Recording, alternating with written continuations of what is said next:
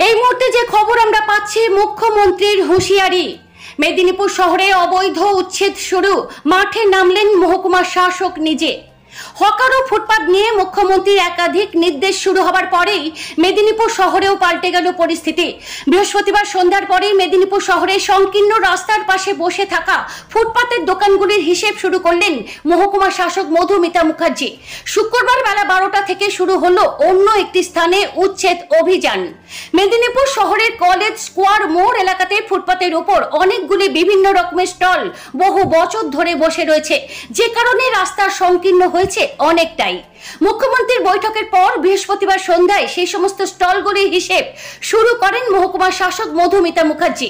মেদিনীপুর সদরের মহকুমা শাসক, মেদিনীপুর পৌরসভার পৌরপ্রধান ও অন্যান্য আধিকারিকরা সন্ধ্যা থেকে অনেক রাত পর্যন্ত কোথায় সেই দলগুলিকে সরিয়ে বসানো যায় তার ছক করা শুরু করেন। এরপর শুক্রবার বেলা 12টা থেকে মেদিনীপুর শহরের কেরানীতলা সংলগ্ন এলাকায় একটি বড় মল্লিক পুকুর পাড়ে অবৈধভাবে তৈরি হওয়া বসতি উচ্ছেদ শুরু করেন আধিকারিকরা।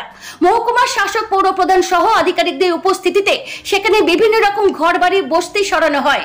বেশ কিছু নামি দামি হোটেল ও তাদের বিস্তৃতি করে দিয়েছিল পুকুর পাড়ে, সেগুলিও ভাঙার কাজ শুরু করে আধিকারিকরা। বিস্তারিত দেখুন পিবিএন বাংলা নিউজে।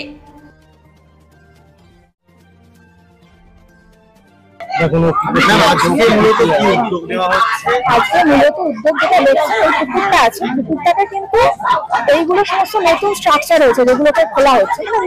হয়তো 15 দিন আগে এগুলো বসেছে, এগুলোকে ইমিডিয়েট খোলা হচ্ছে।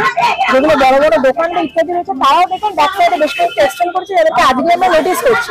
এবং 7 দিনের মধ্যে ওদের যা জায়গা, ওরা তাদের জায়গা দেখাবে, ওদের যে দলিল আছে সেগুলো দেখাবে। তার বাইরে ওরা যতটা এক্সটেন্ড করেছে ওদেরকে নিজেদেরকেই সেটাকে সরাতে হবে, ডেমলিশ করতে হবে। যদি না করে সেক্ষেত্রে আমরা ব্যবস্থা। এটা মূলত আজকে করা হচ্ছে। এই পুকুরটা যেটা দেখছে এটা মল্লিক পুকুর, এবং মল্লিক পুকুর ঘোরা যে পাড় অংশ দেখছে এটা দেবত্বর সম্পত্তি। দেবত্বর সম্পত্তিগুলো এইভাবে ঘোরা হচ্ছিল। ওইদিকে বেশ কিছু ঘর করেছে, যেটা আমরা একটু আগেই ফাঁকা করলাম। এখন এইখানে এসে জলাজমি তো বোঝানো যাবে না, এরকম জলাজমি বোঝানো যাবেও না, এবং হচ্ছে এটা দেবত্বর সম্পত্তি, মানে এটা সরকারি সম্পত্তিরই মতো, এটাকেও কিন্তু কভার করা যায়। তবে এইগুলোর উপরে কিন্তু টেম্পোরারি স্ট্রাকচার গুলো খুলে দিচ্ছে, কিন্তু বড় বড় দোকানগুলো পার্মানেন্ট স্ট্রাকচার বানিয়েছে, সেগুলোকেও সরাতে হবে। তবে আমরা মাপজোক করবো এবং সেগুলোকেও ওদেরকে সরিয়ে নিই। এখনো পর্যন্ত কতগুলো বাড়ি বা দোকানের নাম না, ফার্স্ট আমরা এইটাকে ধরেছি। এইখানে যতগুলো আপনারা খালি থেকে যা যা দেখতে পাচ্ছি আমাদের ম্যাপ নিয়ে আমরা সেগুলোকে সরাচ্ছি।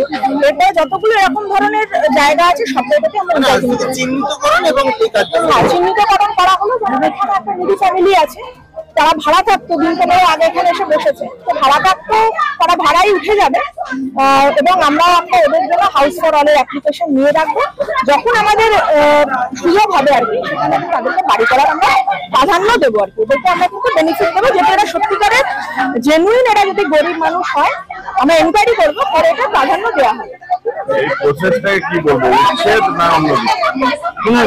পুনর্বাসন, এটাকে পুনর্বাসন দেওয়া হবে, কিন্তু আপাতত পুকুরটাকে আমাদের বাঁচাতে হবে। পুকুরটা পুরো ব্লক করে নিয়েছিল, এবং এটা দেবত্বর সম্পত্তি, মানে সরকারি জমি প্লাস পুকুর বোঝানো, দুটো জিনিসের ক্ষেত্রে কিন্তু এখানে আমরা অ্যাকশন নিয়েছি। না, এটা আমাদের কোনো উচ্ছেদ নয়।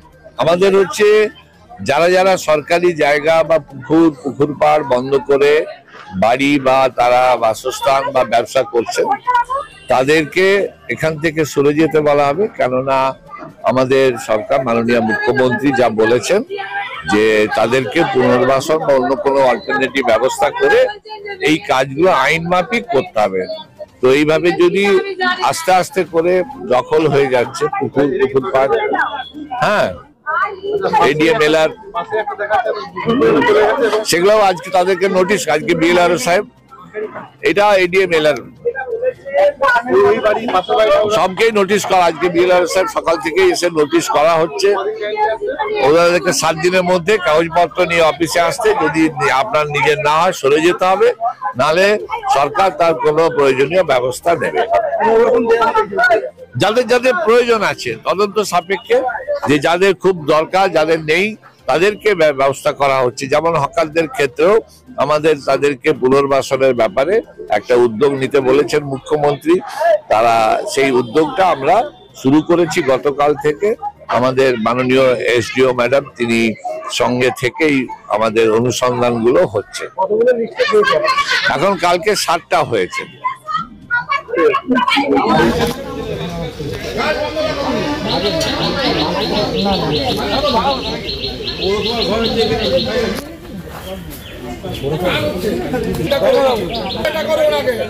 আমার লোক লাগে ভেঙে দিচ্ছে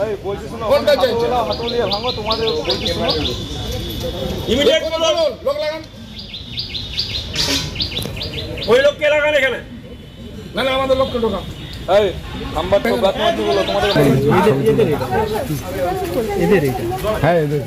সবাই তোকে পৌঁছাতে